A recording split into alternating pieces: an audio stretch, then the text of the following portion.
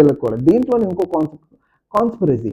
In case మీరు గనుక ఏదన్నా ఒక ప్లాన్ చేసుకొని ఇప్పుడు మీరుండరు. సో అండ్ సో ఇప్పుడు ఒక టీమ్ ఆఫ్ ఈ ట్రేడర్స్ ఉంటారు. ఈ drug traders.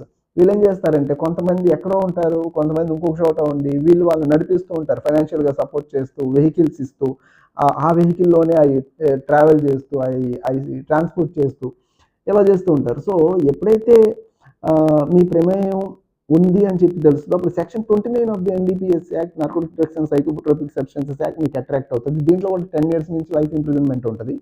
So in case మీరు గనక దీంట్లో ఇన్వాల్వ్‌మెంట్ లేదు అని చెప్పి ప్రూవ్ చేసుకోవాలి అనుకుంటే గనక you have the best supreme court judgment that is Ajay Kumar Gupta versus union of India. Just being in disclosure of confession statements of the accused is not enough. You need solid evidence of conspiracy అని చెప్పి honourable supreme court చెప్పడం జరిగింది. అంటే దీని అర్థం ఏంటంటే according to the section 67 of the NDPS Act, the admissions and the confession statements given by the accused before the officer of the NDPS is not admissible in the court of law. ఎవరైతే మీరు ఇతని ముందు ఏదైతే మీరు admissions ఇస్తారో, అంటే ఒక officer ముందు, ఎన్డీపీఎస్ ఆఫీసర్ ముందు, పోలీస్ ముందు ఏదైతే కన్ఫెషన్స్ ఇస్తారో, పోలీస్ స్టేషన్స్లో కానీ కస్టడీలో కానీ ఎక్కడున్నా ఆ స్టేట్మెంట్స్ అనేవి in the court of law is not admissible. కోర్టులో అవన్నీ చెల్లవు.